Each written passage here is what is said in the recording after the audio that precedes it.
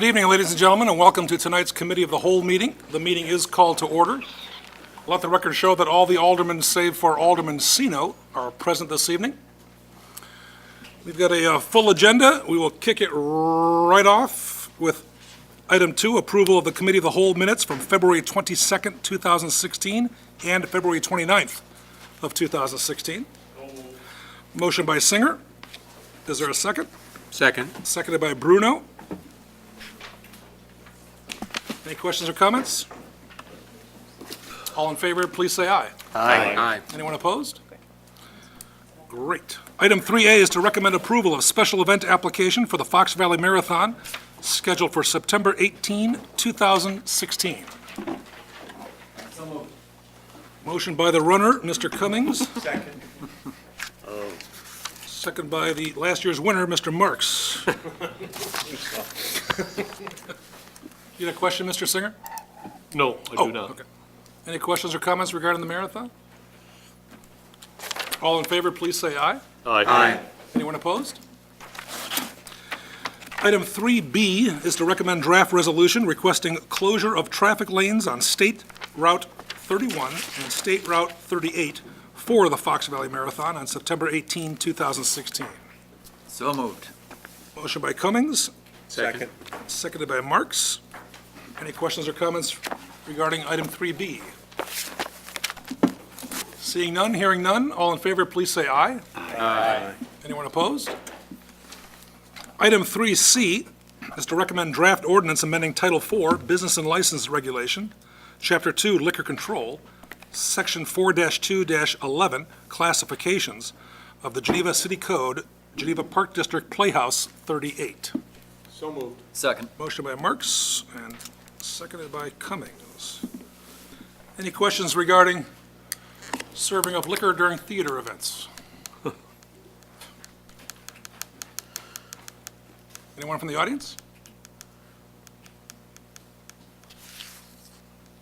I was going to stare at you, Nancy, until you smile back. All in favor, please say aye. Aye. Anyone opposed? Item 3D, to recommend draft resolution proposing redevelopment plan and project for and the designation of the Geneva Fox River redevelopment project area and the adoption of tax increment allocation financing, therefore, convening a joint review board on April 7, 2016, and calling a public hearing on May 2nd, 2016, in connection therewith. So moved. Second. Marks makes the motion, and Singer makes the question. We have our Economic Development Director, Kathleen, with us this evening. She also has a special guest as well, our TIF counsel. So are there any questions for either Kathleen or Brian?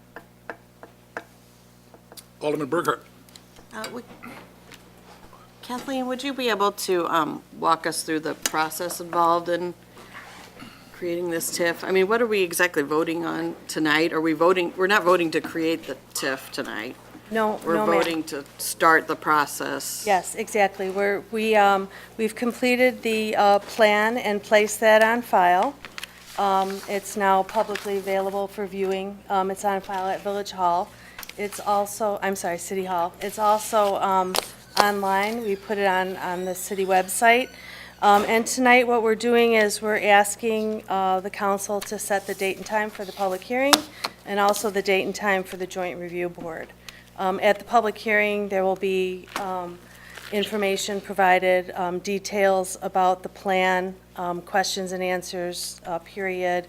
The public can also be involved. And then at the joint review board, that will consist of a meeting with all of the other taxing bodies that can also review the plan and make recommendations and then provide a recommendation to the city council. And then how soon after that would we vote to actually take a vote on creating, if we were to move forward to create a TIF? We would have several months of review built in, and I believe that the estimated time to adopt the TIF is, let me look at the schedule.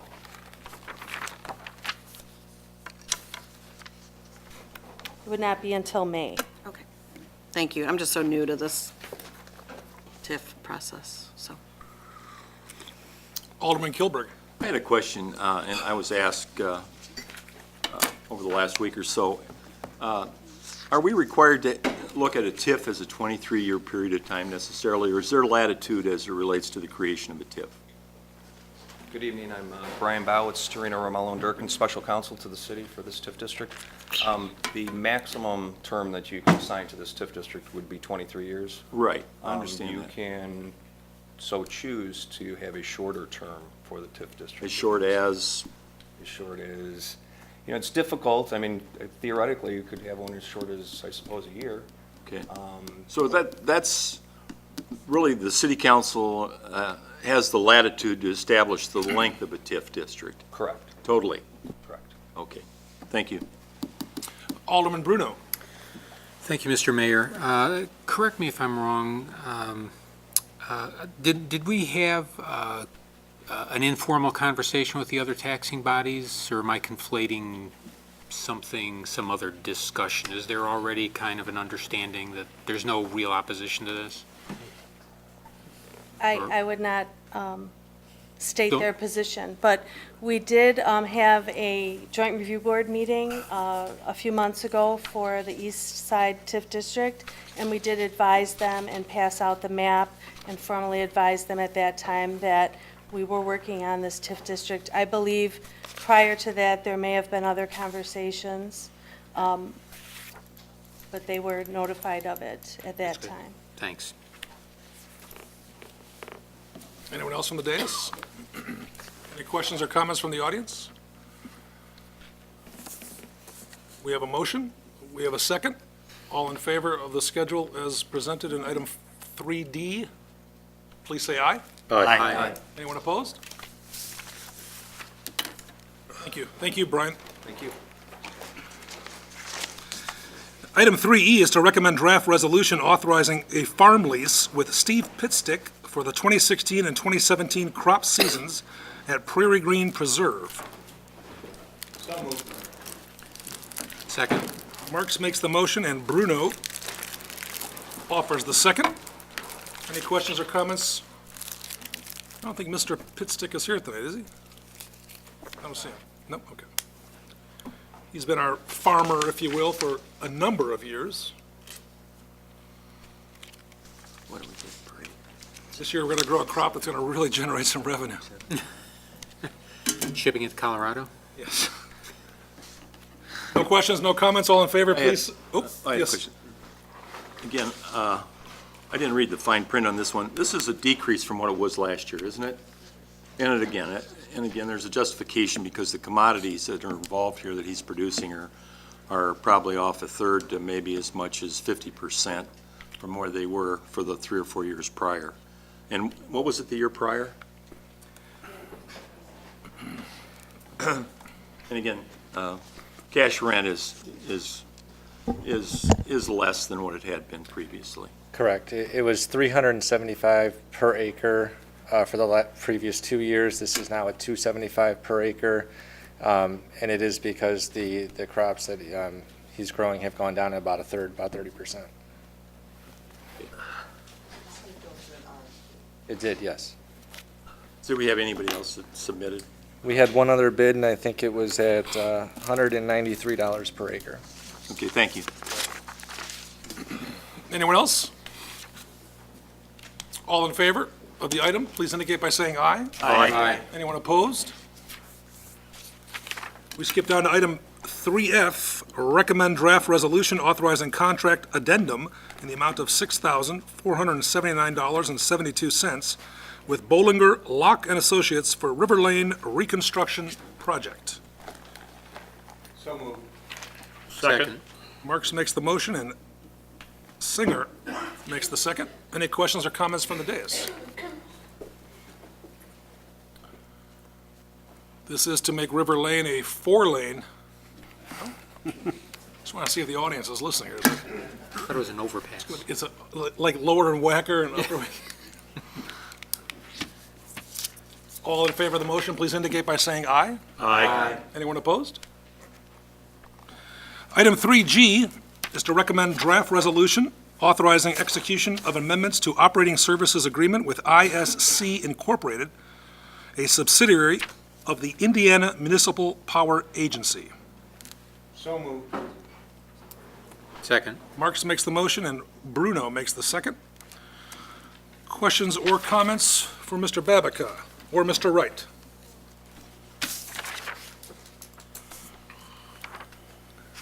Seeing none, hearing none, all in favor, please say aye. Aye. The enthusiasm was overwhelming. Anyone opposed? Item 3H is to recommend draft resolution authorizing execution of a contract with Walter E. Deutschler for sanitary sewer flow monitoring.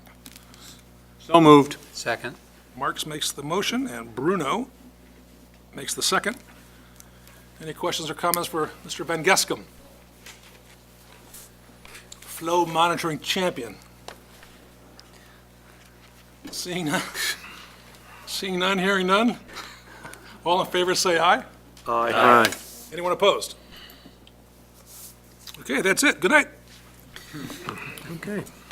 Item 3I, to recommend approval of the fiscal year 2016-2017 general, electric, water, wastewater, capital, TRICOM, and miscellaneous fund budgets, classification, and compensation plan.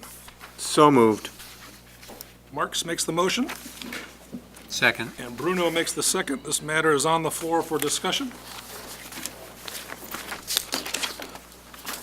Ms. Cruz is with us this evening again.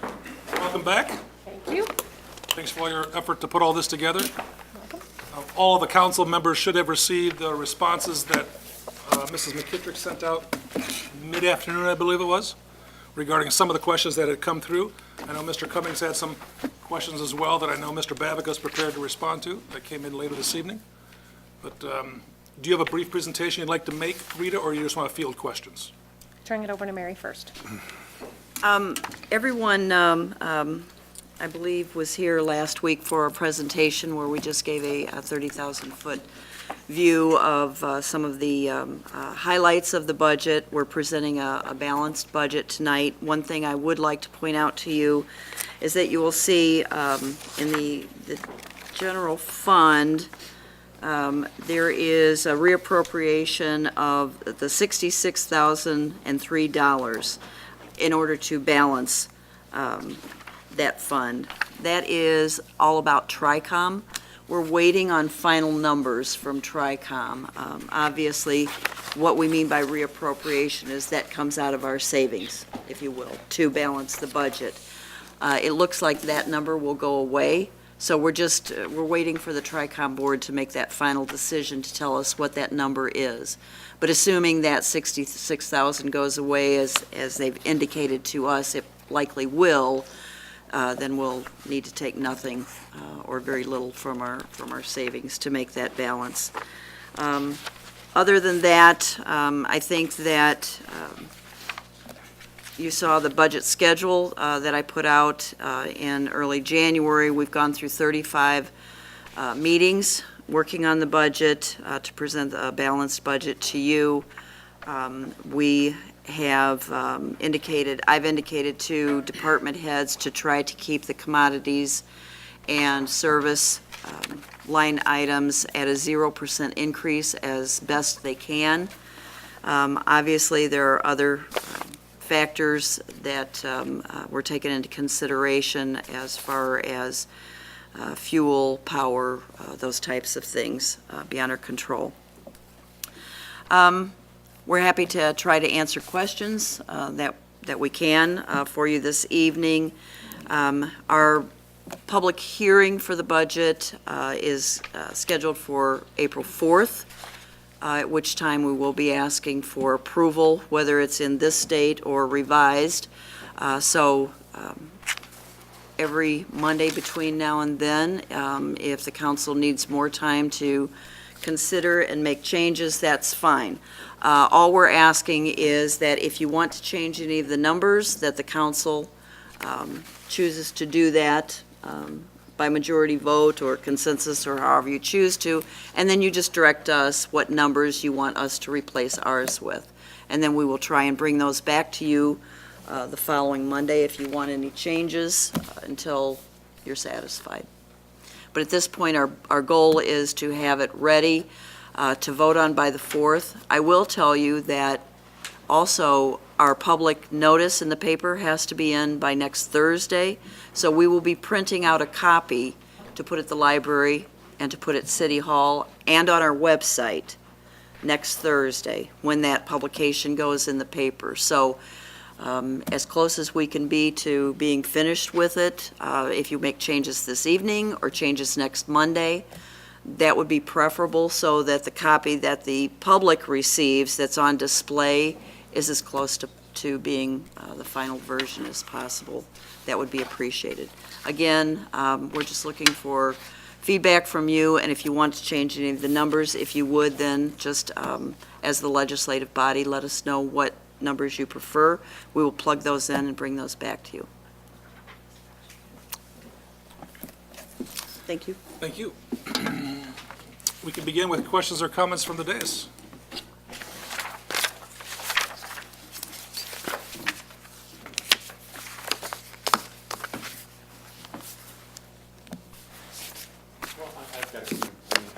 Alderman Marks. And I apologize, I really didn't get to go through this too much until this afternoon, so my questions, if you can't answer them, that's fine.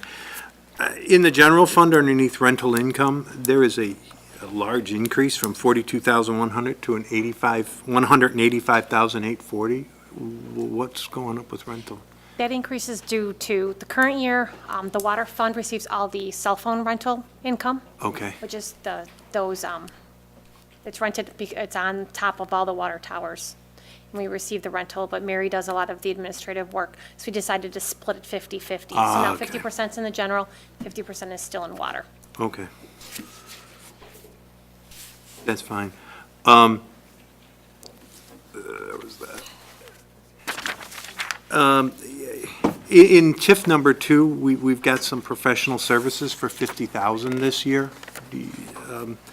Very low in previous years budgeted. I just wondered what that was.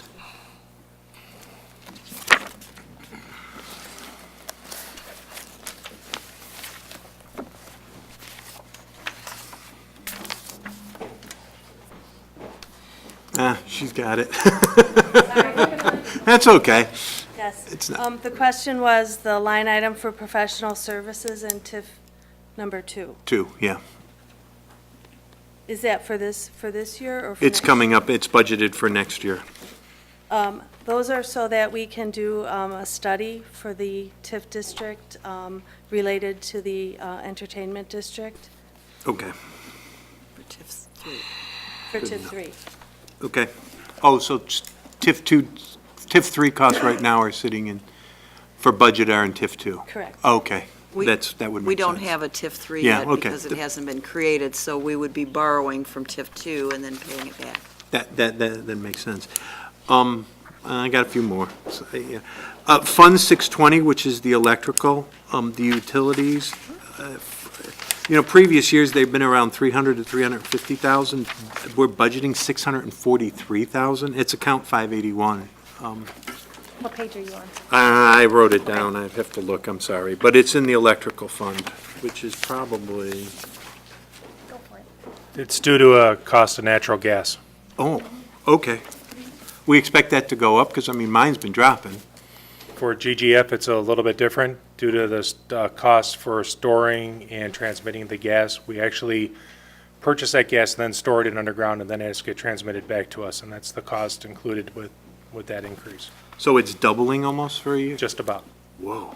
Okay. All right.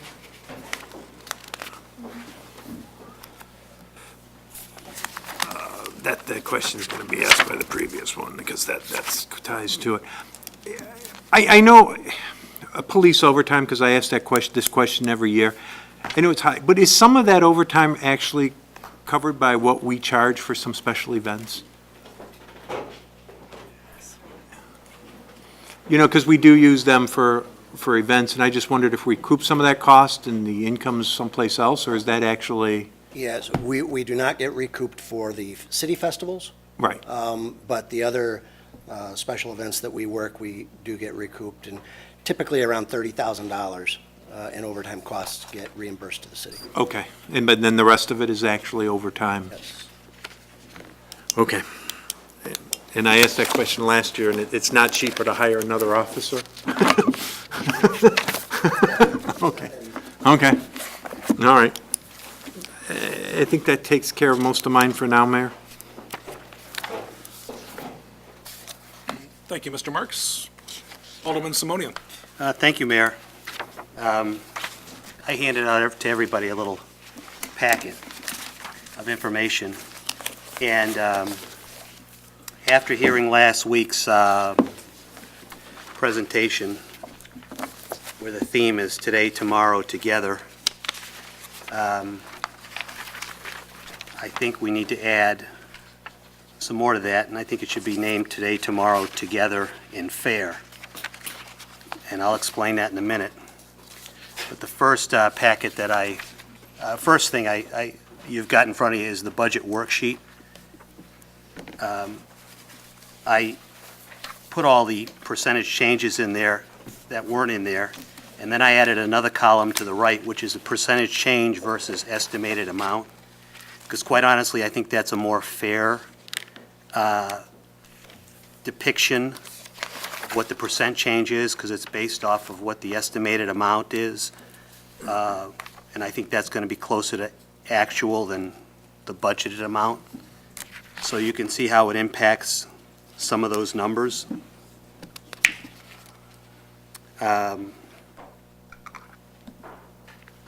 So if you go on page 2, you look at some of the percentages based off of 2016's budgeted amount, amended budget versus 2016's estimated.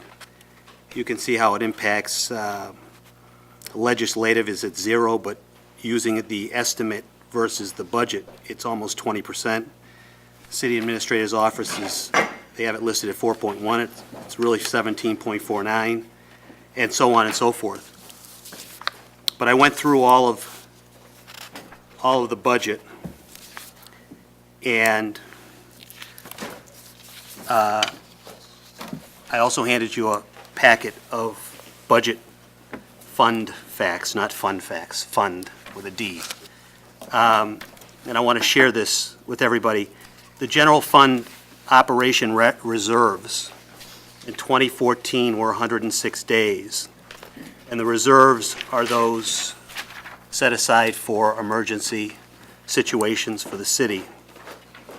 In 2016, we budgeted 84 days, and we've got projected it to be 79 days. And if the projection's correct, we have depleted our reserves from 106 days in 2014 to 79 days, which is a 25.47% decrease in our emergency funds. And our proposed budget for 2017 is 84 days as well, 6 days less than what we were required to maintain, which is 90 days. Our police overtime in 2014 was $256,682. Our 2017 proposed budget for police overtime is $360,560, which is a 40.47% increase in 3 years. Our group health insurance in 2016 is projected to be at a little over $2 million. Our 2017 proposed budget for health insurance is $2.47 million, which is an increase of almost 20%. Our group dental in 2016 is projected to be at $156,200. Our 2017 proposed budget for dental is $206,015, which is a 31.89% increase. A police pension contribution in 2014, the police union employees contributed about $301,000. The amount the union employees will contribute in 2017 is a negligible increase. And while I'm speaking about unions, for whoever's listening or watching, I have nothing against unions. My dad was a union president. My mom gets a check from the union every month. I have nothing against the unions. My entire focus here is fairness. So please stay focused on fairness. In 2016, the taxpayers of Geneva contributed $1.144 million. And our 27 proposed budget for police pension contributions has the taxpayers paying $1.365 million, which is a 19.36% increase of taxpayer dollars. Since 2014, that increase has been 44.06%.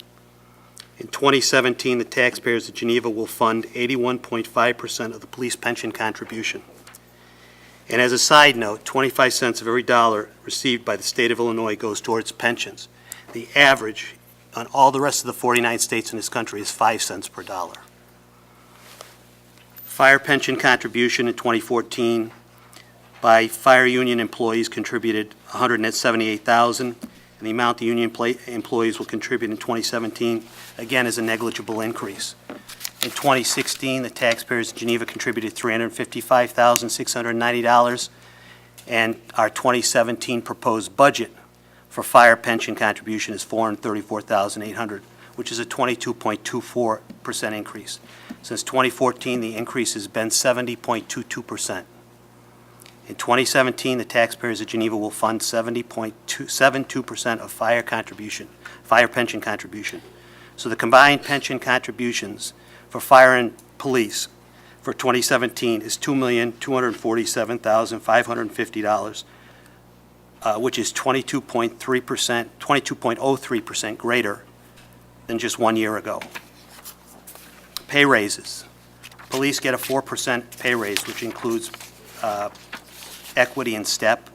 The IBEW electric is 2%. IBEW streets and fleets, 2%. I think fire is in negotiations. And our city employees that are not in unions will fall in these same ranges.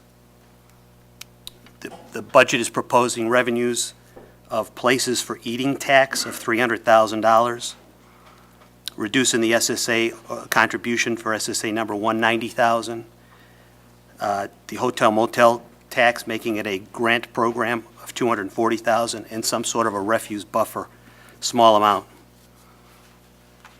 The theme is today, tomorrow, together, and I want to add fair.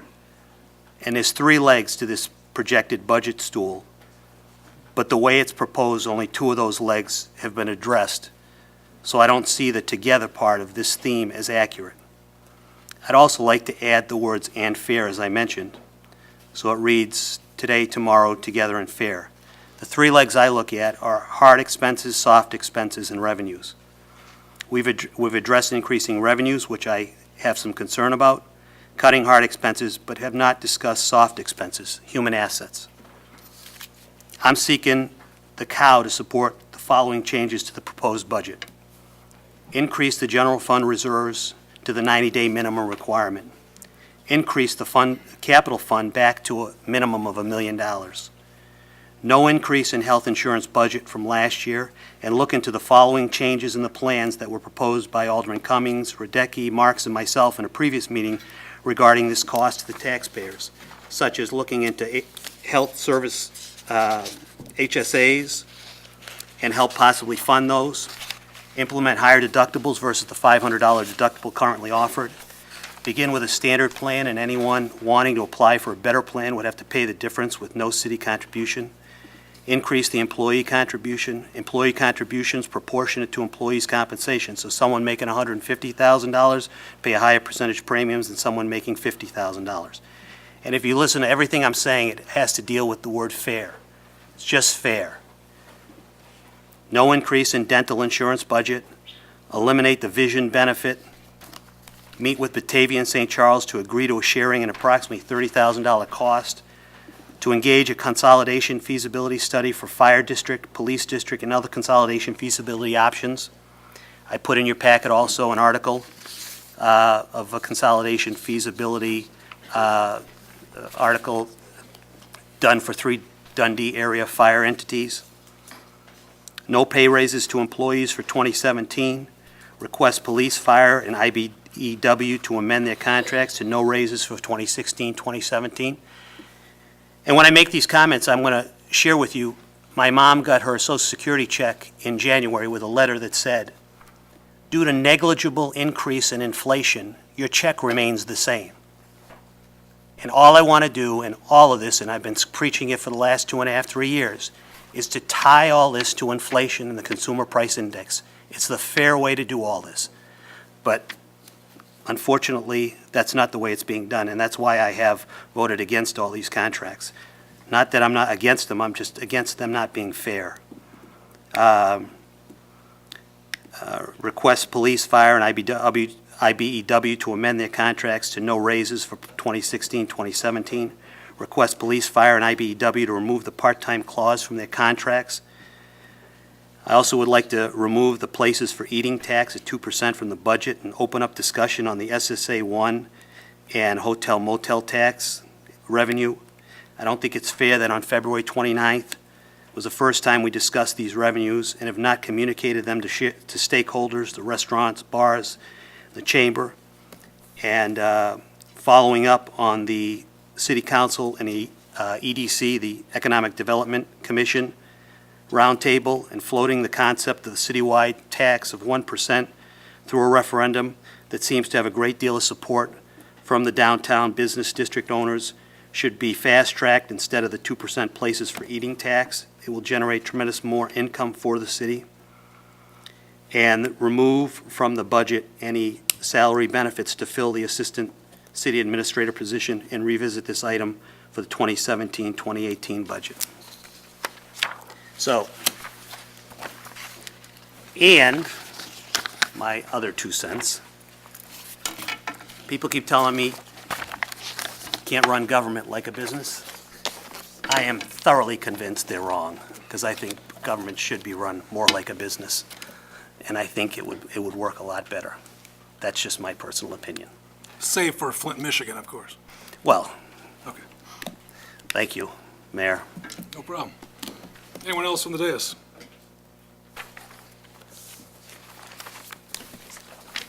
Alderman Root? I was, just like to ask Alderman Simonian, has this table been shared with staff for feedback? I just handed it out tonight to everybody. Just today? Yeah, Okay, thank you. I finished it about 40 minutes before I had to come to my 6 o'clock meeting here.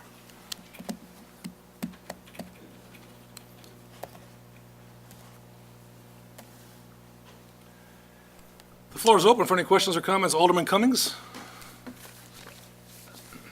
I kind of drilled down into each department rather than from a higher up level as I looked at everything. And I'd like to go through those one by one. I'd sent out some sort of the highlights of what I wanted to talk about at 5:30 tonight, which I apologize for, but it took a while to go through all this. First of all, the engineering, loved it. Nothing stuck out, no dramatic increases anywhere. The increases that were there managed to get paired up pretty well with decreases. Wages have remained pretty consistent. And I used 2017 budget in my spreadsheet creation. 2017 budget versus 2015 actual. And then also looked at 2016, so somewhat of a smoothing operation. So engineering, I thought, looked good. I had a couple questions about streets that Rich was kind enough to answer specifically on some pretty dramatic price increases between 20 and 30% in general maintenance, I believe it was. Maintenance supplies, asphalt, fuel was high. So that answered part of my question. The other part was, and this will be a consistent theme, is overtime. 47% increase in overtime 2017 budget versus 2015 actual. Over 10% 2017 budget versus 2016 amended. And almost double 2017 budget versus 2016 estimated. That's overtime. people call it overtime, they call it time and a half, and I decided this weekend what I'd like to call it is, why don't we relabel that 50% more, so that everybody thinks about it correctly. We'll call it the 50% more line. We're getting the same person for a certain number of hours, and we're paying 50% more. I think if we think of it that way, it might become more of a lightning rod issue in each of the departments. Other than that, streets looked okay, I thought. City Administrator's Office, I thought looked very good. Wages have remained somewhat consistent since 2015. We had a pretty significant bump up in part-time seasonal from 15 to 16, but we're budgeting almost identical, well, not too much of an increase versus 14.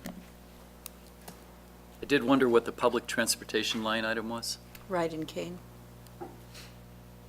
and that's 35 now and 15 2 years ago, 13 last year, well, this year, 13.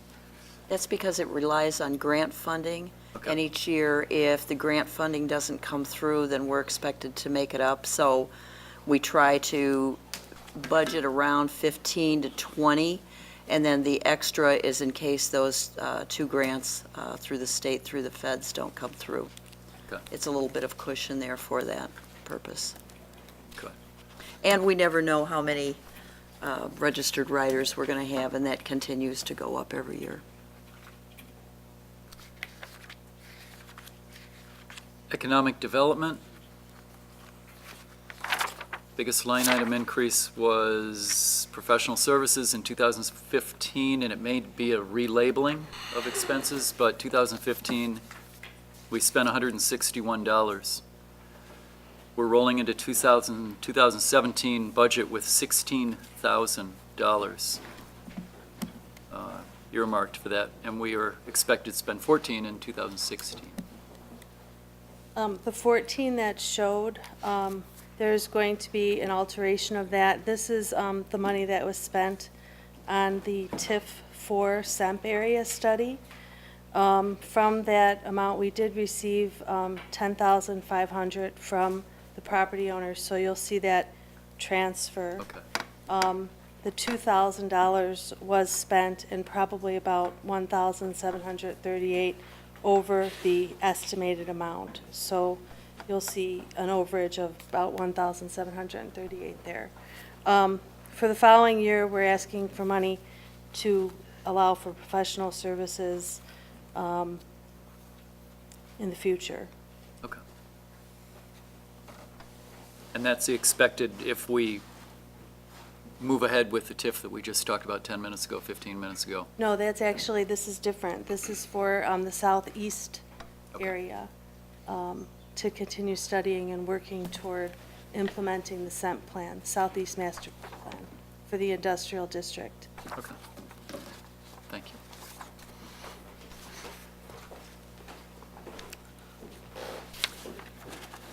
Administrative services,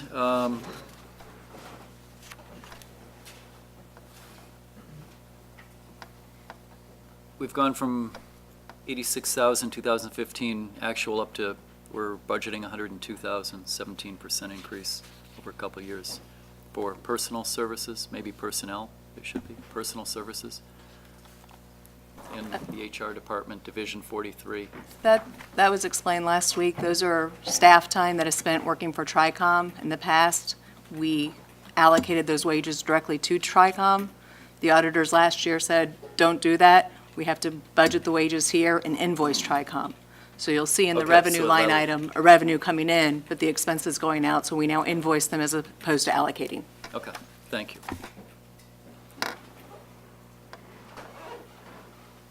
And finance, which would be the expenditure 912, Division 44, finance. And I don't know if that includes, maybe it doesn't. Anyway, it goes from 174,015 to 199,016. Now we're looking at 216, almost 217. Our largest increase in finance is number one, the accounting and auditing fees. Those were set when the council agreed to a 5-year term with Sikich. The second is all our credit card fees. Unfortunately, we have control over those because the people that come in and use credit card, they do. We've seen an uptick in people using credit card, therefore there are more fees. And also last year, we started offering AMX, American Express, which is also the highest expense for credit cards as well. So those are the 3 reasons why it's increased. So is there a line item in here for the credit card expense coming back in? Because I know if I pay my bill online, it tacks on. We do not do that here at the city. We're not allowed for utility bills to put that fee to the consumer. We have to pick up that fee. Maybe if you do other types of, Business wouldn't be different than residential? I don't think so, no. By law, we're not allowed to. It's different for government. We're not allowed to recoup that discount fee. Okay. That's it for administrative services. Into fire. So wages with fire department, 2015, 428,000, just regular wages. 2015, 428,000. 2017, $715,000. 2 years, 67% increase. Group insurance, and I know everyone's going to be hitting on group insurance. Group insurance in 2015, 94,000. We're looking at 162,000 now. Back in 2015, the council authorized the addition of 3 battalion chief positions. Those were implemented at the end of 2015, so they're now fully in 2016's budget and 2017 budget. So that increases wages and benefits in that line item for those 3 positions.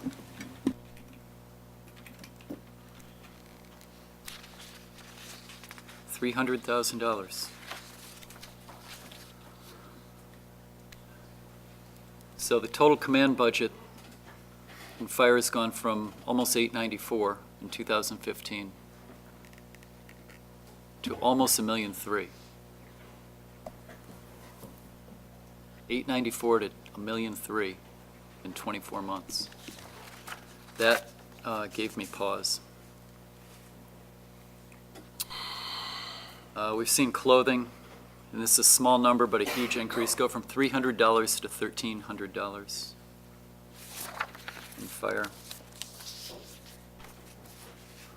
And police, and I know Alderman Simonian just covered some of this. Wages have remained basically the same, 2014, 15, 16, and budgeted for 17. Between $3.1 and $3.2 million. Overtime in 2010-11 was $12,000. Overtime in 2011-12 was $385. 12,000 to $385. 2012-13 went to $340. 2013-14, $256. 2015, $336,000 in overtime. Budgeting $360,000 in 2017. So the regular wages have remained the same. Overtime has, in 6 years' time, gone from $12,000 to $360,000. When I take regular wages, $3.2 million, divided by 57 people, and I know this is a crude math, $3.2 million divided by 57 employees in the police department, it comes out to $56,700 a person. I'm guessing benefits might represent another 50% increase in personnel costs. And I think we could hire, and I know Chief just covered this very briefly. We could hire some number of people for this 360 grand that we've been paying for the last few years.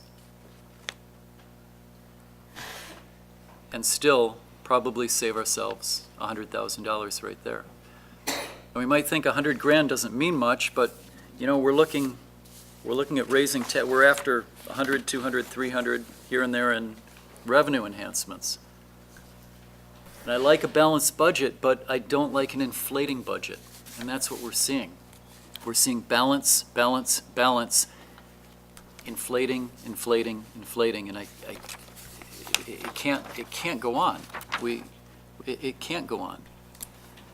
If I may just make one clarification. Yes. In the overtime line items, and this is for all departments, for the current budget year, 2017, those overtime line items include Social Security, Medicare, and any pension. So, for example, if it's an IMRF-covered employee, it has that. Police and fire don't have the pension in there, so that number is slightly inflated because once the budget's passed, it's how the system works.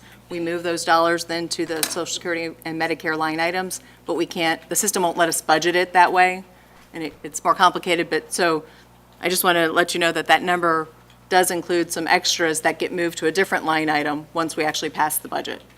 So that's why, if you're comparing the actuals to the budget, they're going to be a little bit off because of that. Okay. And there's, in the police department, there's 3 different programs. There's sworn, records, and community service. So in the sworn, which is what you're referring to, is 36 employees. Okay. So then I'm,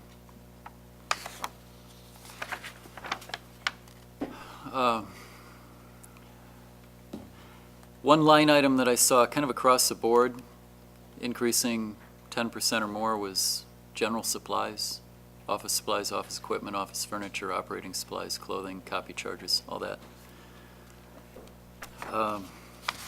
It just seemed to go on and on. Group insurance is up 14% in 24 months. I know we talked about this in September.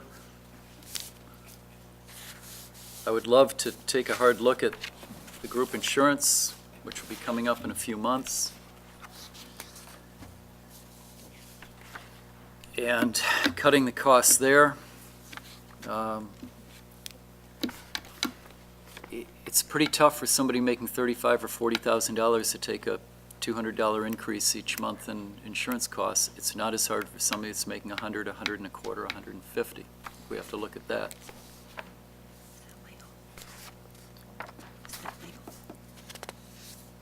I'm curious about creating a full-time, full-pay position for the position of mayor with a real salary and eliminating assistant city administrator job. Paying the mayor, wherever it'll be, as times change, a fair compensation for the workload that would undoubtedly occur. And I believe, after looking at numbers of ours and some other cities in Illinois, that we would come out ahead on that.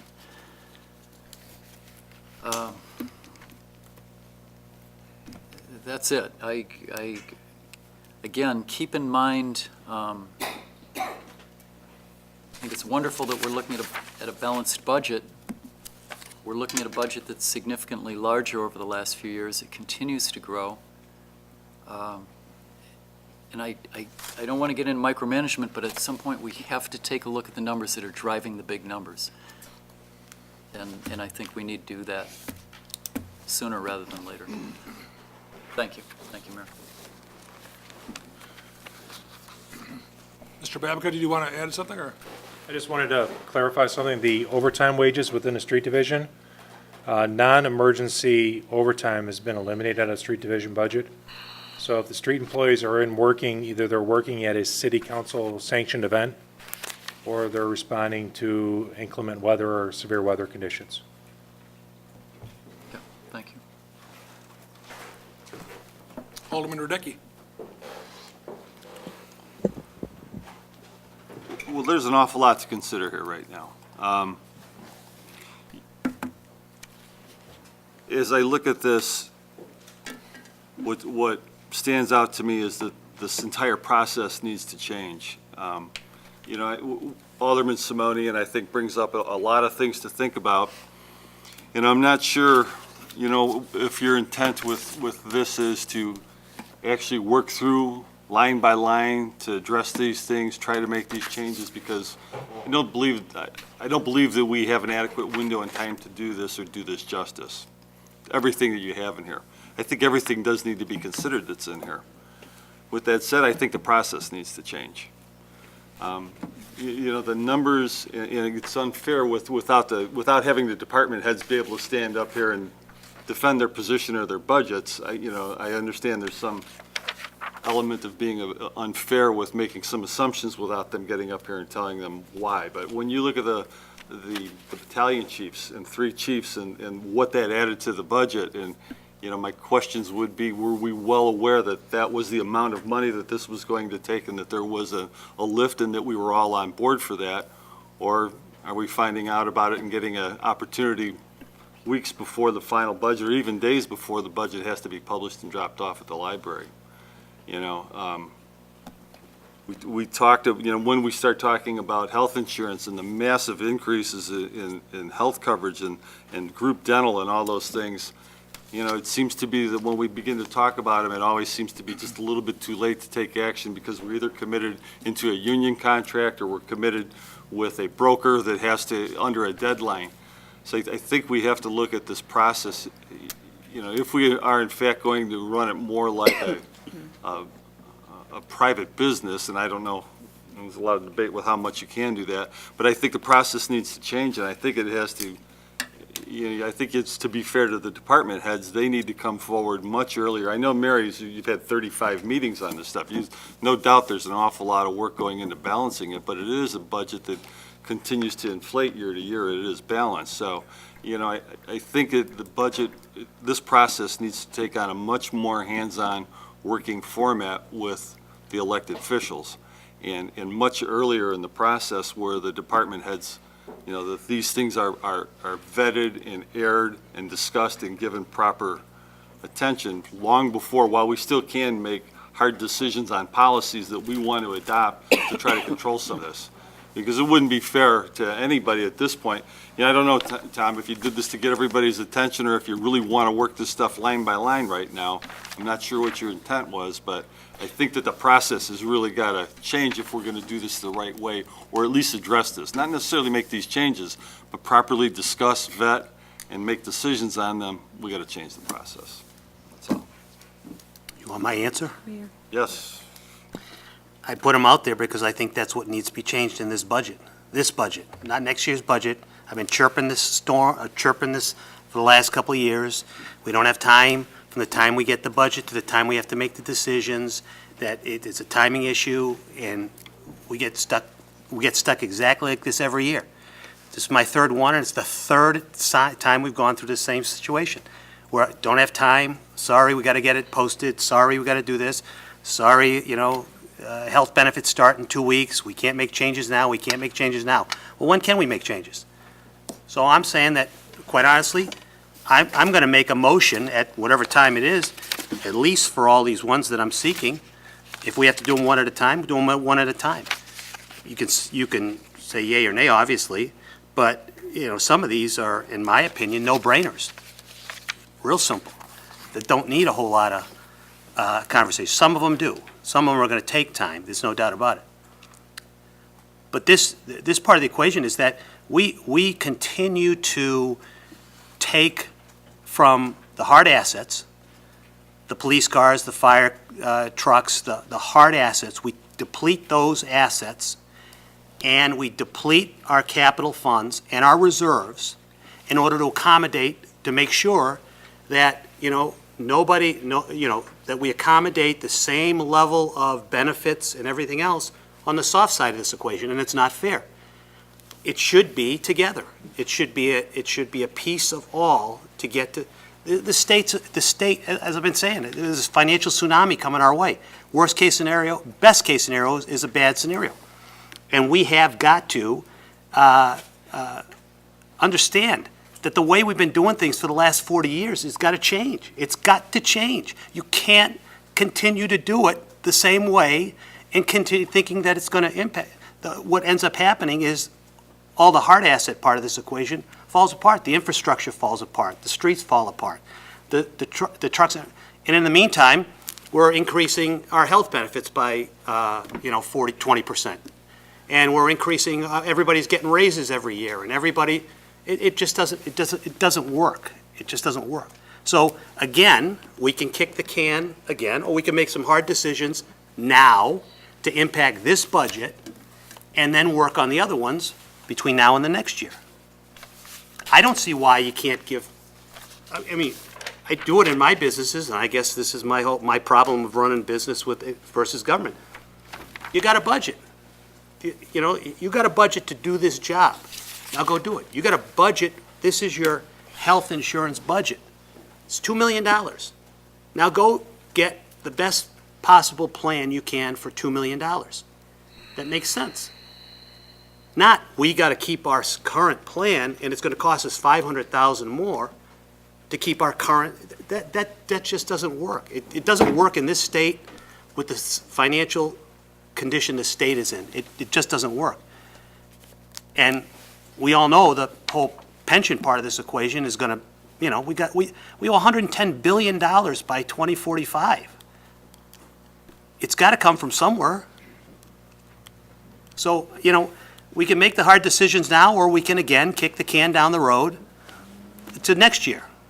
And I'll be sitting here next year, maybe not, and arguing the same points. It's just a fact of life. There's nothing, I have nothing, the city employs great people. It's not a decision, it's purely a financial one. I think Mary used the term last week. Let me see if I can pull it out. This is analytical, not emotional. And that's what it is. So, there's your answer. I think we got to make some decisions on this now. Well, let me ask if you said, hey, some of these you think are no-brainers and some of them you think. You recognize that it will take a little bit more than just one simple motion on all the bullet points on your. Right. I agree. I'm interested to hear the ones that. The no-brainers? Yes. If it was me, if I was king for a day, Well, you can make and I didn't have, motions for the and day. I didn't have 9 other kings and kinglets that I had to deal with, mine would be, if I go down this, I'd make sure that the general fund reserve gets at the 90-day minimum. I'd make sure that the capital fund is back to $1 million. I'd keep the health insurance and the dental insurance budgets from 2016. No increases in those. I'd do the no pay raises, and I'd request the unions to follow suit. I would not support the places for eating tax. And I would fast track, obviously not for this budget, but fast track the 1% citywide tax through a referendum. And then I would also remove the assistant city administrator from the budget for 2017. Those would be my quick ones. It would have been easier to say which ones you wanted to. All right, I'll tell you the ones that are you.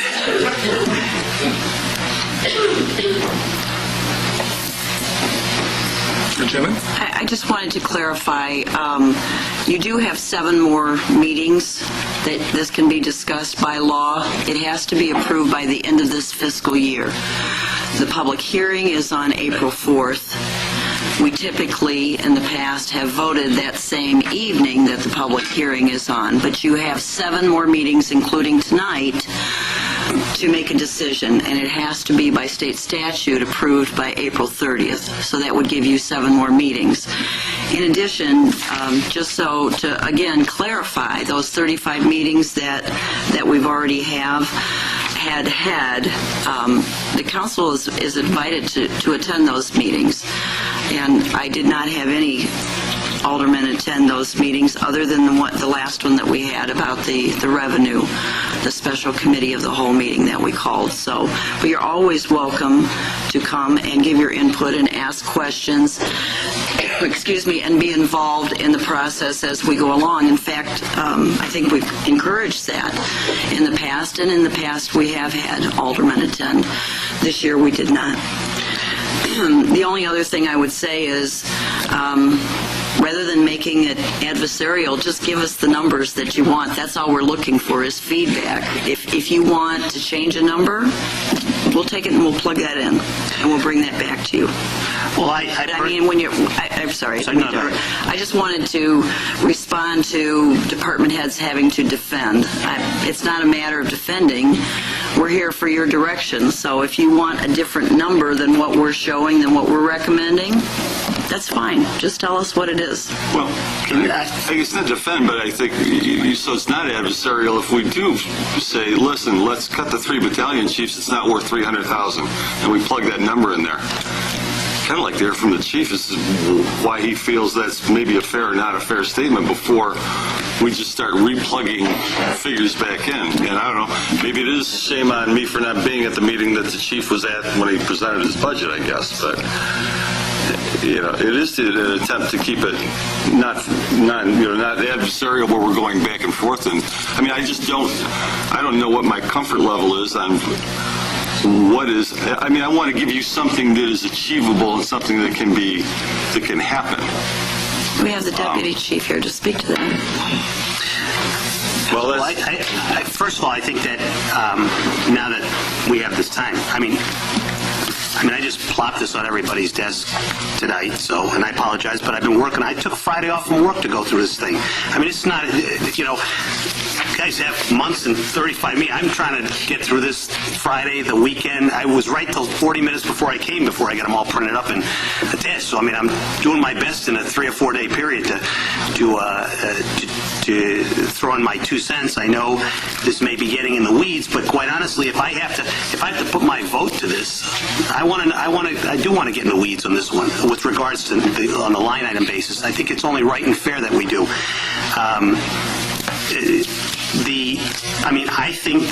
Personally, I think we should table it, and you know, so everybody can get their arms wrapped around it and figure out what we want to do with regards to if you want department heads, there's issues, the line items that we should have department heads address or. Our department heads are present this evening? Well, I spoke my piece. Sure. That's, I mean, if they would like to speak, tell me. I'm sure they'll have a few choice words for me later on, but that's okay. My recommendation would be we not table the matter, but just continue. Oh, continue that. Yeah. So everybody can get their arms wrapped around it a little better. But I don't want it to sound like. I'd rather keep people. Everybody put in a little now so everybody can stay versus having to chop people down the road because we don't have the necessary funds. I mean, so, you know, I'm in that camp, so, you know, everybody gives a little so everybody can get a little. Alderman Malata? Thank you. I'll pick up where Tom left off and where he started. He started with this concept of fairness. I think what he just put out is really the only fair way to go. To expect a response to this after just seeing it 5, 10, 15 minutes ago is not a fair position, and he recognizes that.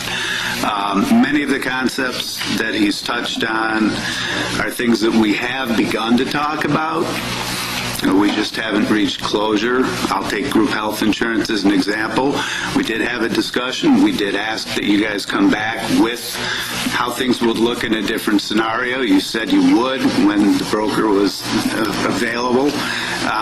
We don't have that yet, so what are we supposed to put in for insurance at this point, given that we have to do a budget? So I don't think that having numbers in the budget is an indication that we're not going to have that discussion, but it's up to you, Mayor, to make sure that we do, and that we have it in time to move, change direction with the ship. I hope that change of direction is not reflexive and not as radical as it sounds. One of the other things that I'm sure you didn't mean, but I get the feeling from some of what I heard tonight that it's a budget that's trying to fleece the taxpayers of Geneva.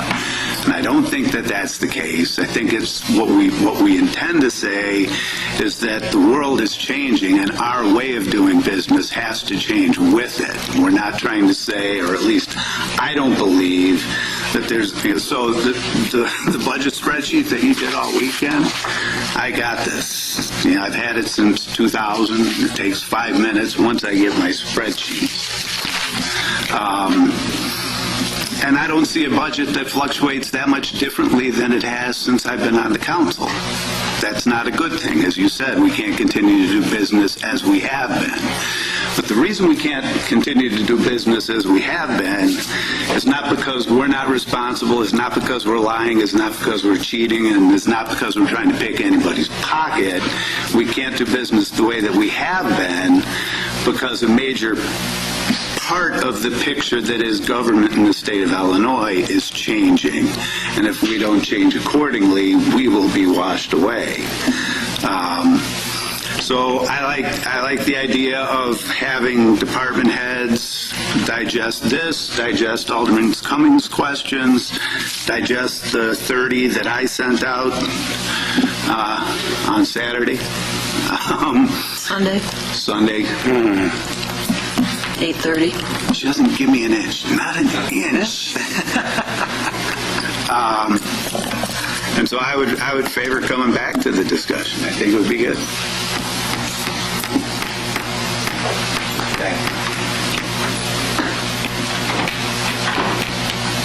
Anyone else on the dais?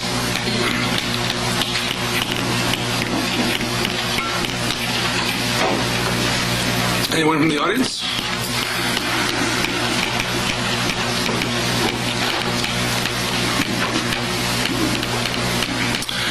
I would only add the following, that it is, and I think Mr. Radecki may have touched on this, and I think Tom and certainly Craig and Don, but all of us have acknowledged that if we really want to understand what our colleagues in the departments do, we should spend some time with our department heads. It's not adversarial. In fact, it's informative. And I would encourage all of you to do that. Their doors are always open.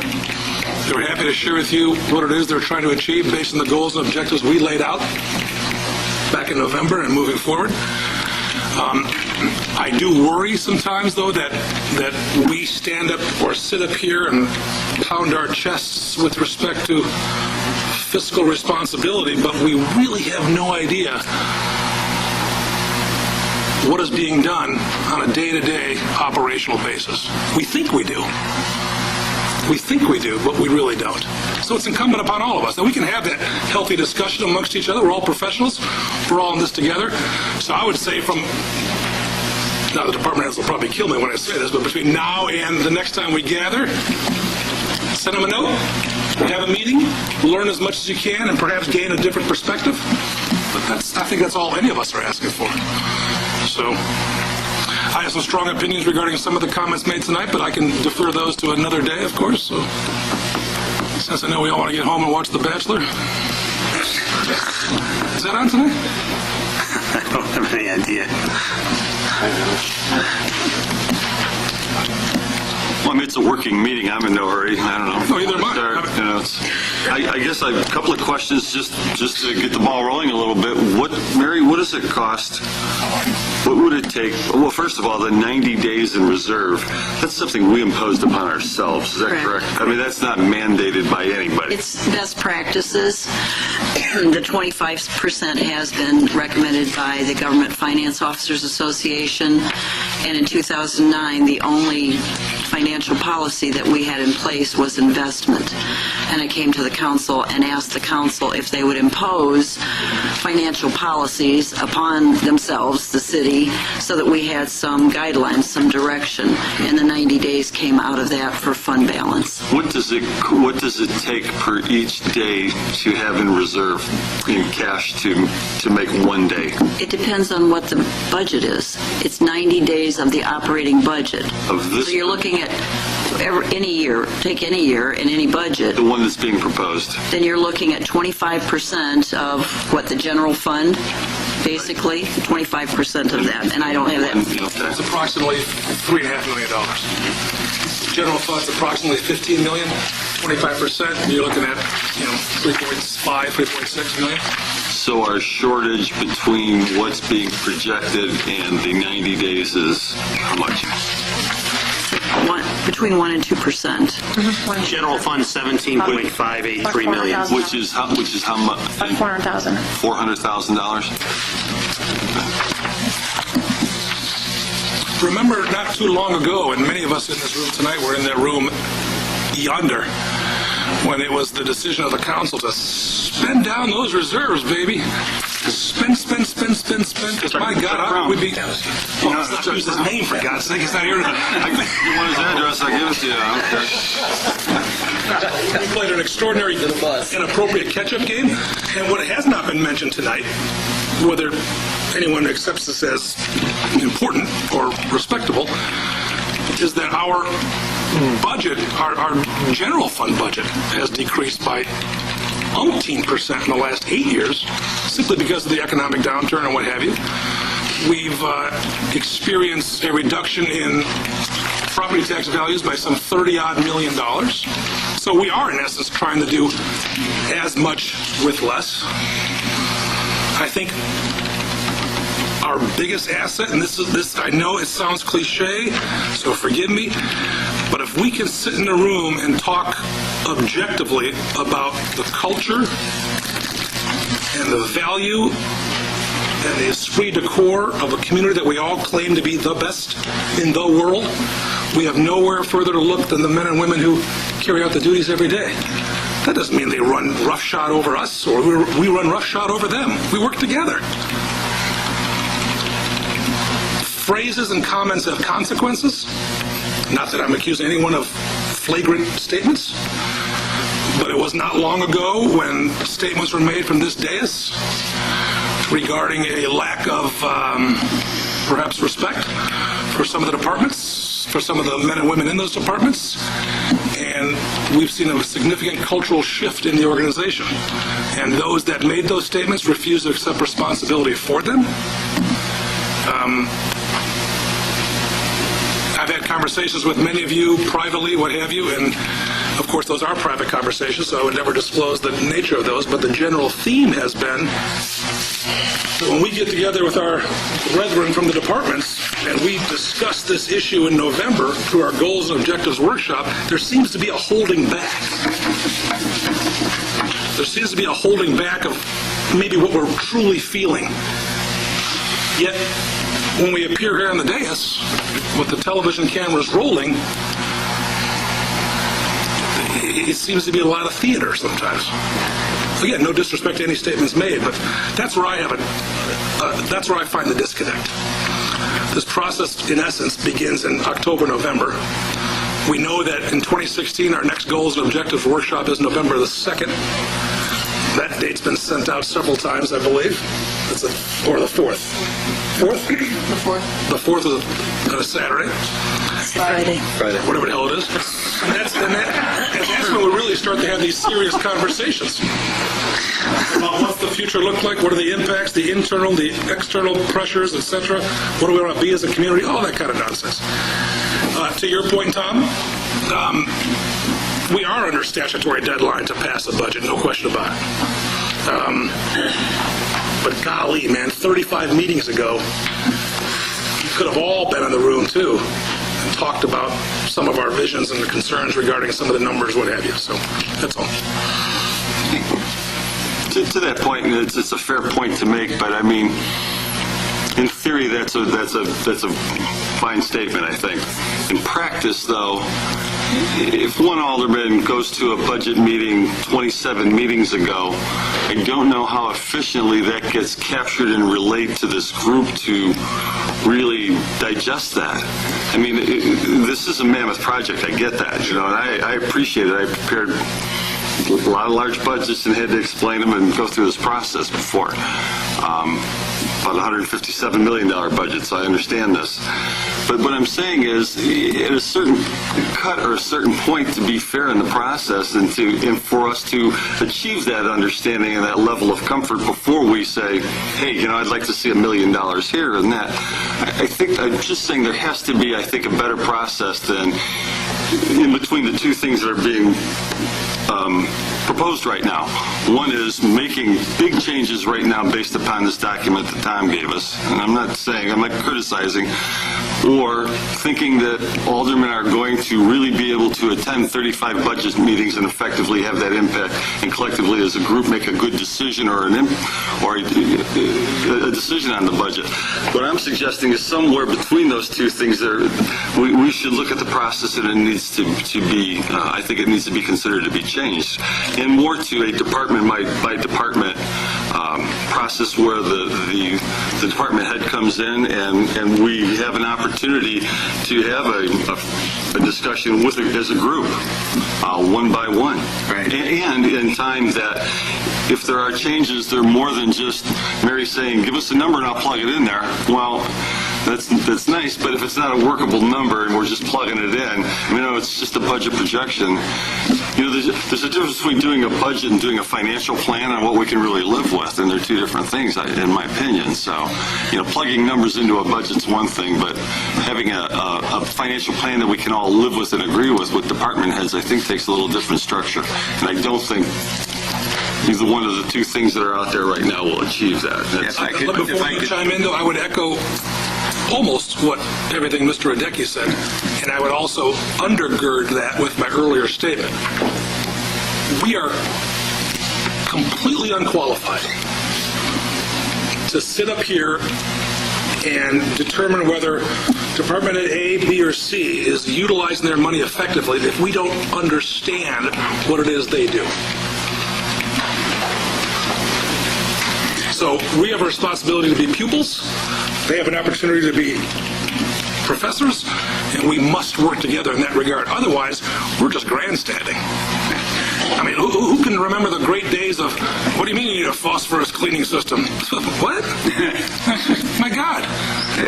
The UV lights. Yes. So I was going to offer to talk about Jim's idea of finding a different way of doing this that lies in the middle somewhere. Before I moved to Geneva, I was involved in the community that I lived in east of here, and the budget process. Get back.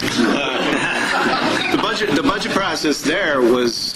You're long-winded, Craig, so she's going to have a seat here. So once upon a time, before I moved to Geneva, our budget meetings were on Saturdays. Every department had to get up and had to defend their budget on Saturday 1. They said, here's what we're proposing, here's what it was. It was a lengthy 1-hour presentation, just the budget, and then there was the Q&A part, which extended it that much more. And that wasn't the end of it. Then they had to go back and formulate their responses to those questions that they couldn't do and come back and do it again. And what it did was it got everybody on the council not into the weeds necessarily, not questioning whether or not we need that UV light or we need those germs in whatever treatment plant or whatever, but understanding why we do. Rich's comment tonight about overtime in streets and fleets being largely tied to the weather and things like that. Those are important things to know. And if we tackle it on a Monday night that has 4 other things on the agenda, sometimes it gets to be difficult. I know Jim's all into let's stay here, till the cows come home. But I don't think that that's fair to staff. I don't think it's fair to the council or the public. But if we could set aside a set of meetings on Saturdays to just go through individual budgets for each department, that might be an alternative way of getting at the same thing.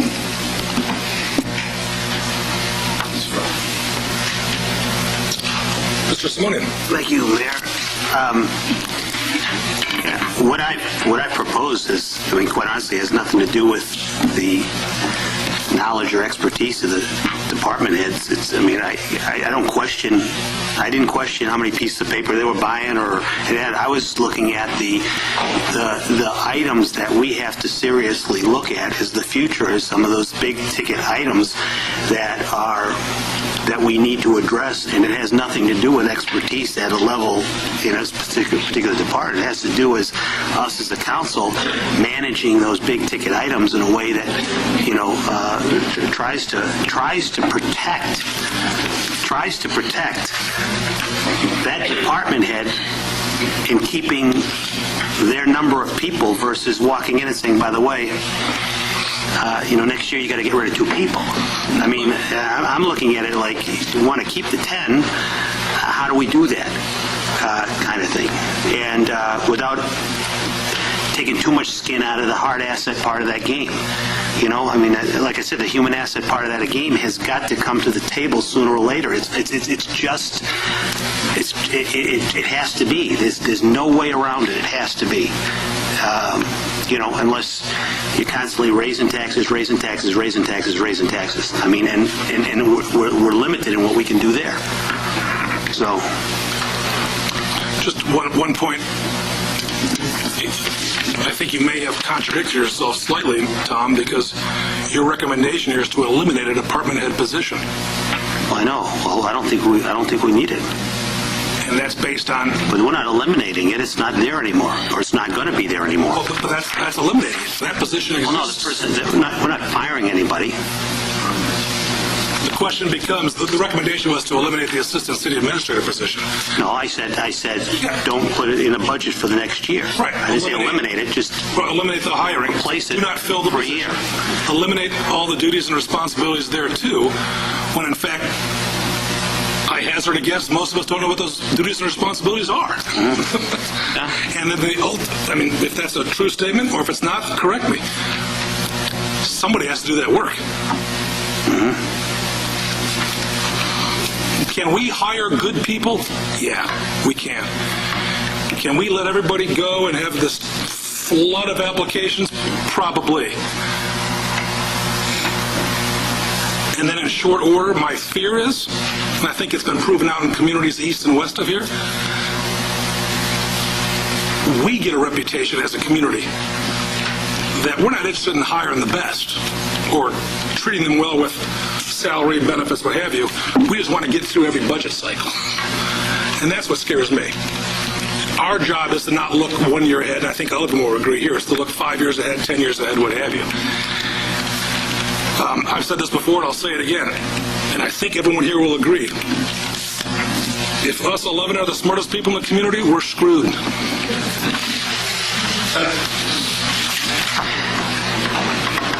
Can you edit that, Brenda? So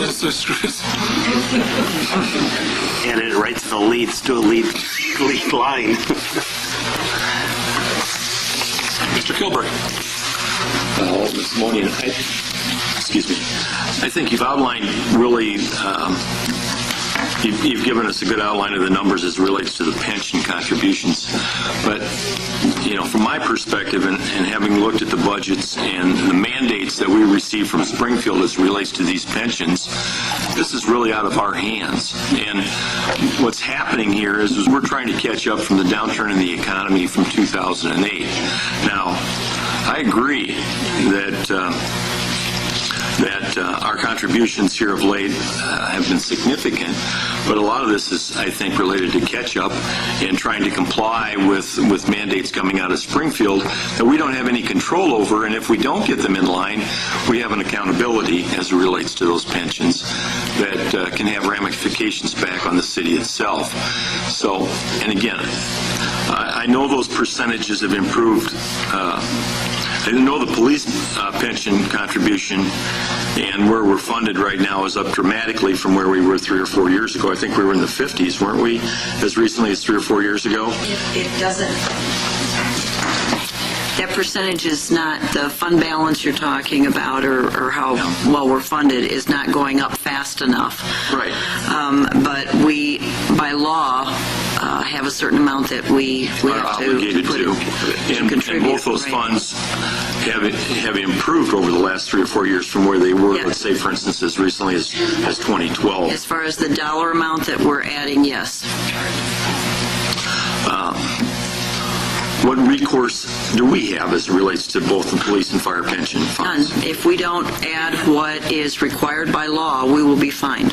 We will be penalized. So we have no choice. Well, and believe me, I know that part of the equation, we don't have any recourse, but we do have recourse with other opportunities moving forward to look into, at least we owe it to look into it, and that is things like district key. I mean, all the contracts prohibit us from even hiring part-time people, which don't fall into the pension arena. I understand. You know what I mean? But So you the thing outline is- it specifically as the pension contribution and the fire pension contribution. Well, I know, but what that's doing is that, because of that, those dollars are grabbing all the oxygen, which means we don't have other dollars to do what we need to do, which means what happens, we cut other places. What do we do here, though, locally as it relates to those contributions? How do we modify that?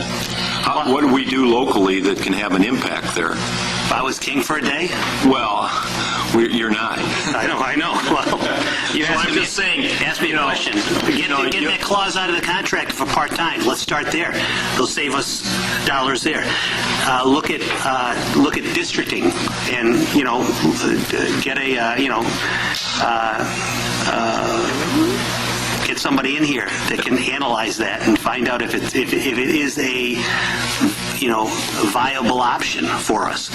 But we got to look at what options we do have control over. Right. State stuff, I know we're stuck. We don't have a choice. You've outlined 2 here that are, we got some pretty significant dollars that you've referenced here, but we really don't have any control over that. Right. That we don't. No. I said police and fire pensions. That's what I was talking about, the police pension contribution and the fire pension contributions. I'm not talking about the others. I'm saying, though, that about half of one page is taken up by those 2 that you've outlined. We're aware of it, and there's a lot of dollars involved, but we don't have any control over it. That part we don't. They call those mandates from Springfield. Yeah. Well, what we do, we're sitting here on the eve of Election Day, and I would hazard a guess that most of us are going to go to the polls and say, yeah, he's a hell of a guy. Click. And then we're going to spend the next several months on the phone with them saying, you knuckleheads, you got to do this. We're being screwed again at the municipal level. Yeah. We have resolutions that aren't unanimously supported about asking for funds that the government owes us. We've all spent a hell of a lot of time on the phone recently contacting all our state reps. They have given us lip service because they didn't drink the Kool-Aid. They mixed it, they added extra sugar, and they gulped it. We're the ones being shafted, and we have no other response to say to our constituents that it's all their fault. But why would we compound the problem by then passing along the burden to our team? That's what I don't understand. No. And again, I have no fault with what you've pulled together here. I mean, and again, you've done a lot of homework, and I commend you for that, Tom. And I'm just saying, though, there are some things here, though, that as a body, we have no control. Totally agree with you. I totally agree with you. Thank you. And also to this.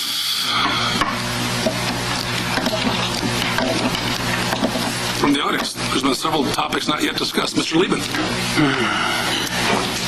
I just want to, since you are discussing issues that are very important, we have a close relationship with the chamber, and I would like to make an invitation. We really like to make sure that all the aldermen know what we do, how we do it, how we use hotel tax. I don't know if you know that we've matched in the last 3 years about $106,000 of our own money into that because we don't spend one dime for any administration. It all goes to marketing according to state law by going outside a 45-mile area. We put in about $263,000 last year in marketing totally for the city. So what I'm offering you is just an invitation to certainly come. We've got a board of 16 members of the city of the business community that meet once a month, and an executive committee. We have the same issues we do. Grants are being stopped by the city, so we're going to have to cut back on advertising, and where do we cut? But we do know that we have a good tax base coming in from the business that's done downtown, and we don't want to give up, because when you go around, and I've heard many people say, oh, I know where Geneva is, that's a unique community, it's a great community. A lot of it comes because what we do here, they don't do in St. Charles, and they don't do in Batavia, and a lot of it has to do with all of the connections that businesses have with each other, from networking to the events we put on in town. So before you make any decisions that are going to impact us, we just hope you'll talk to us, find out what we do, and then you're going to have to make the best decisions. But we're always available, and we love to have aldermen come in and sit in our meeting and talk to us when we're all there. So the invitation is open. Thank you. Thank you.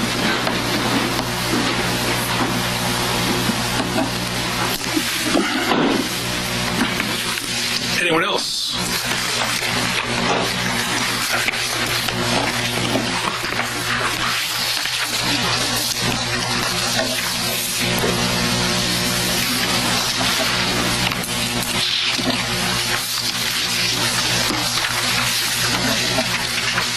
From the dais?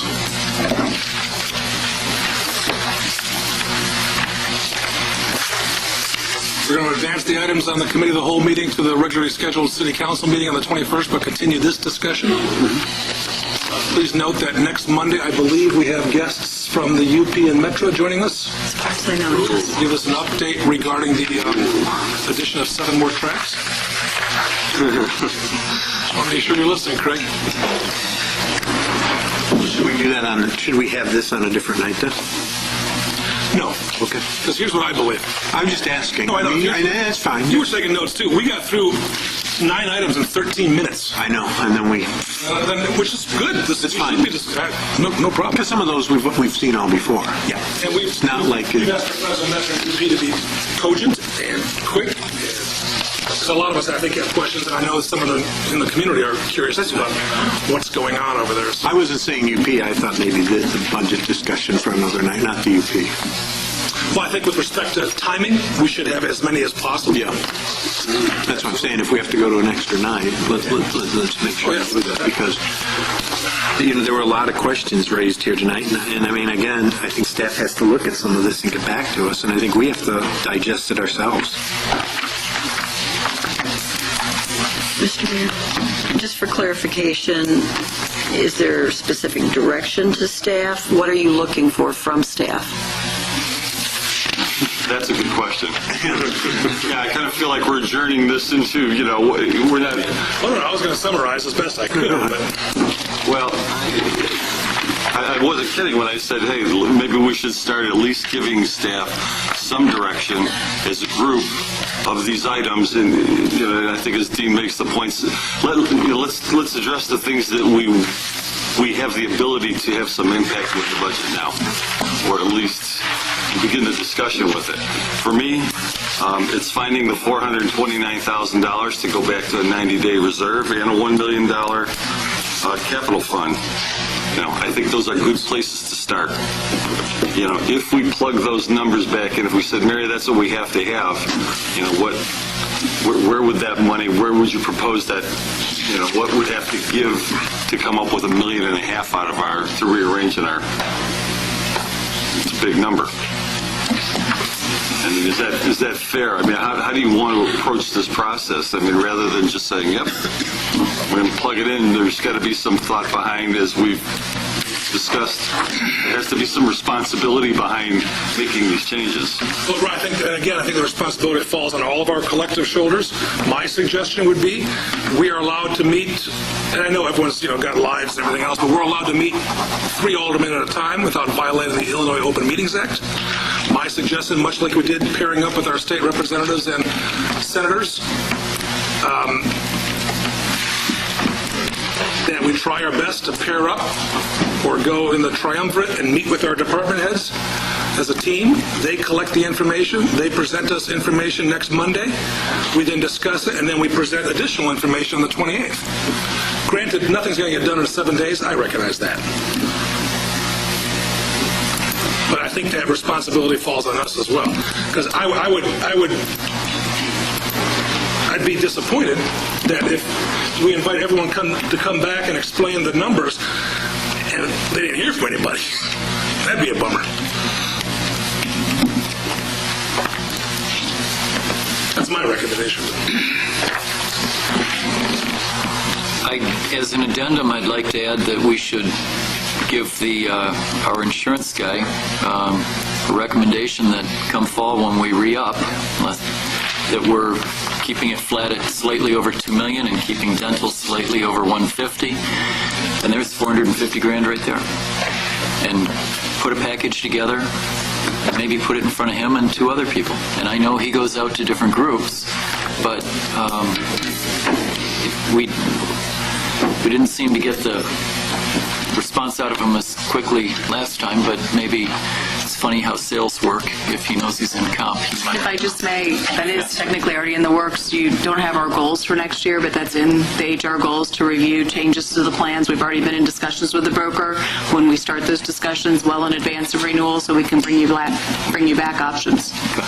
And there are a lot of items. And I would just say too, sorry, when we budget insurance, we budgeted a slight increase, but if we have vacant positions, we budget the most expensive plan, because we don't know who we're going to hire and what plan they might take. Everybody else is budgeted based on the plan they're currently on.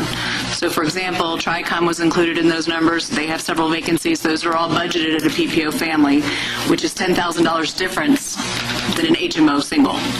So, I mean, there's variables in there that number is just an estimate. We're not looking to necessarily spend that, but that is an estimate.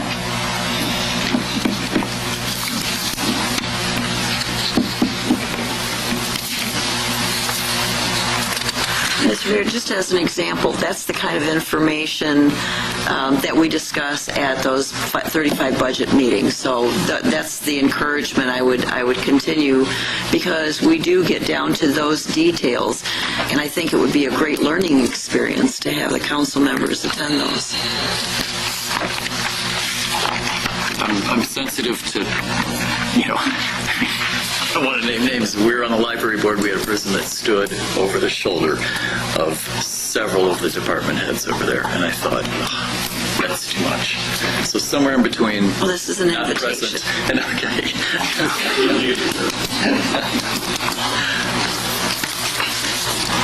Alderman Bricker. If we want to continue working, it seems like one we could talk about here is Alderman Simonian's recommendation about the citywide tax of 1% through a referendum. So we have some of the business community here who did indicate they would support that. Can we talk about what would be involved in pursuing a referendum like that in terms of the scheduling of it, and what would be involved, and if any nearby suburbs have managed to pull anything like that off in the last few years? Do you want to share the timeline, Mary, with respect to Illinois statutes, filing deadlines, and what have you? We would, it's generally about 6 months before an election, and that can be a general election, or that can be during a consolidated election in the spring. But it's typically about 6 months before that you have to be ready with all of the filing information. Not that you have to file it then, but you have to have your ducks in a row. But as far as getting ready for that filing, for that referendum to be on a ballot, you're talking, I would guess, at least a year or more educational process for the community. And that's holding public meetings, putting out materials. We went through a referendum in 2007 for the 0.5% sales tax, and there were a lot of community meetings that we held for the general public, as well as with local organizations. We put together a video explaining it. We put together written publications, obviously, on our website and through social media, whatever there was at that time, which is not as much as there is now. But you're really talking about a campaign to try to educate the public as to what home rule is about, because that's what you're talking about, is a home rule sales tax, which Batavia just passed. It's not easy. We went through this in '04, '06. No, for the home rule research. The mayor appointed it. '06, '07. The mayor appointed a task force, and we had aldermen and citizens on there. We brought in folks from other communities that were home rule either by population automatically or by referendum. We brought in folks that failed a referendum to try to get all of that experience. We brought in Professor Jim Banovitz, who has been researching home rule across the United States for probably 2 decades now, maybe 3.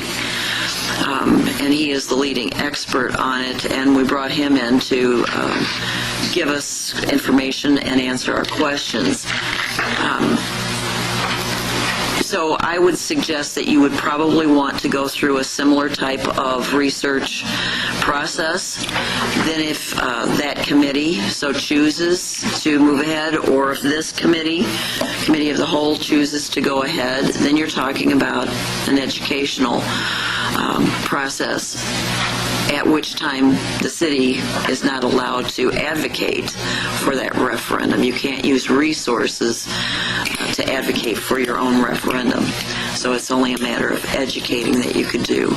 But I would say that once you start the process, you're looking at a year, probably, before you're ready to put it on a ballot. Just to clarify, with respect to the city not advocating, that includes elected officials. We can provide information, but much like the public safety referendum we had years ago, we can provide information with respect to different civic groups, but we theoretically and legitimately could not say, please vote yes. Is it that long of a process just to try to raise just the sales tax by 1% across the city? That is a home rule, 1% sales tax, yes. You have to achieve home rule. No, we can't. Can't we go to referendum? Can we go to a citywide referendum to raise the sales tax 1%. Not home rule, just not home rule. Oh, through a non-home through a rule non-rule sales tax. Yeah, like we did. But the question is then, how can that revenue be used? That revenue can be used as infrastructure primarily. And I think you all saw the email that I sent out. The law got changed recently, but it only goes to 2020. And there's question right now, what happens if a referendum is passed now, between now and 2020? Can it be used for anything other than infrastructure? And that question has not been answered yet. Because during that short time period of 2010 to 2020, when the state statute was amended to allow it to be used for operations, it's unclear at the end of that period, 2020, does it then revert back to having to be used for infrastructure purposes. The 0.5% sales tax that we passed in '07 is restricted for infrastructure purposes. I'm sorry, go ahead. How does the state define infrastructure? Is that just roads and bridges, or is that fire trucks and snowplows? No, that's pipes and roads, and that's typically on or underground, typically. Okay. But if we were, or let's just say we raised $3 million, and we had $3 million worth of infrastructure costs, that would free up $3 million in the general fund, right? You're talking about using it for operations? No, using it for infrastructure that we would have normally had to pay out of the general. No, we don't pay for infrastructure out of the general fund. Out of the capital fund? It's out of the infrastructure fund. Okay, so it's the 1% or the 0.5% that I was just talking about from 2007. That's a couple $1 million that goes into the infrastructure capital fund. Right, but that we use for infrastructure. It does not come out of the capital fund for that. What we use out of the general capital fund, we buy vehicles out of that. And a few years ago, we set up the capital equipment fund so that when we have surplus or we sell a piece of property, that money goes into the capital equipment fund because we've been saving to try to use that specifically as a restricted fund for vehicles. So we have a little over $300,000 in there that we've been saving up. So that goes to vehicles. So other general capital might go to a study, for example. But we have a short window that we can use it for everything. That's the unanswered question. I don't know if it stops, if our ability to use it for operations stops at 2020 and reverts back to infrastructure, or if you pass it during that window, if it can continue on. We haven't been able Well, I think to. Rich's comment was, let's say it's passed tomorrow, we can use it. We can use it now. Until 2020. And then we look at it, then if it has to go to infrastructure, I think it's something we need to look at. Especially if we can use it now for a short term to take care of some of the needs we have. We have some needs here. Go ahead. It's a great point, but the reality is, the education it's going to take to get that to pass is probably very similar to what we were talking about. That's what I was asking. That was the first While they're question. different subjects, they hit very much to this. They cut to the same core. And if you subscribe to, it's going to take a year. By the time it's implemented, it's collected. It's 2020. Yes, we're breathing down the back of 2020. So, The flip side of all this is you could advance the places for eating tax while at the same time advancing a referendum. When and if the referendum passes, you can pull back the place for eating tax as a subsidy. There's a million ways to do it. Well, and that's the discussion we should have. I agree. But even if we get 2 years out of it, it's 2 years more than whatever. And if by chance we get lucky and the statute says that if you adopt it prior to, you can continue. And, we don't know what's going to happen in 2020. They may extend it. You never can tell what's going to happen. But if we get even a year or two out of it, it's still a year or two more than we would have gotten. And then we will have the finest infrastructure after that, known to mankind after 2020.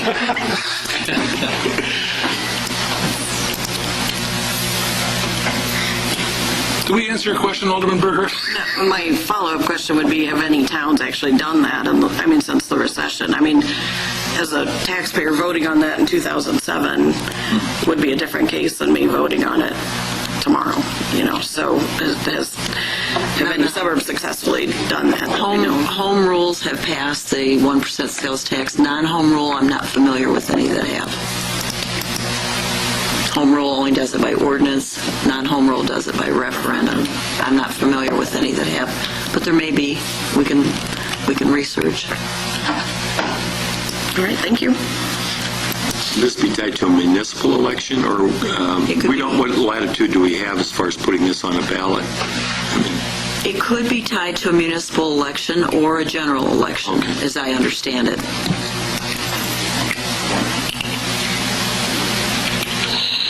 Most communities don't tie it to a municipal election. But I think the last one we did tie it to a municipal election. I don't remember. Yeah, I think it was tied to a municipal election the last time. It may have been an off year. Yeah, it might have been. Because our consolidated are every 2 years. So.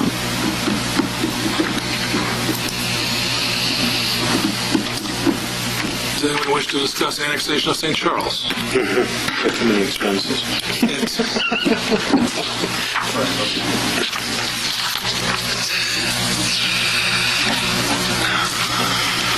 Are we comfortable with respect to our own responsibility in terms of meeting with, whether it be in person or phone, with our friends and departments, and gaining a better understanding of what's achieved or what's attempted to be achieved based on our goals and objectives, and perhaps sharing some insight regarding budget questions? And then we can just reconvene next Monday night on this topic, as well as Metra and the City Council business. Because everything right now is on consent for the City Council, save for this item.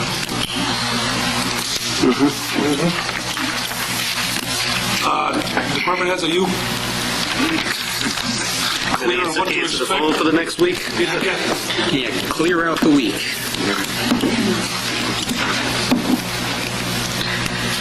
Anyone else in the audience, any comments or questions? Rita, smart move to sit down. Any other new business for this evening? Alderman Bruno. Just wanted to give something of a shout out to Geneva High School. I met today with one of their social studies teachers, Brian Ketter, who teaches an urban studies class. He's got a class that is as part of their curriculum studying municipal planning, and they are following the Marquette project. They had me in to speak, and I went through the issues as I understood them, and had a very engaged audience, and I was very impressed with their urban studies class. Thank you. That's awesome. I know they had Radecki in for the Latin class, which didn't go nearly as well. He was an altar boy. Was, I said. Motion to adjourn. Motion offered by Alderman Simonian, seconded by Alderman Marks. All in favor, say aye. Aye. This meeting is adjourned. Thank you.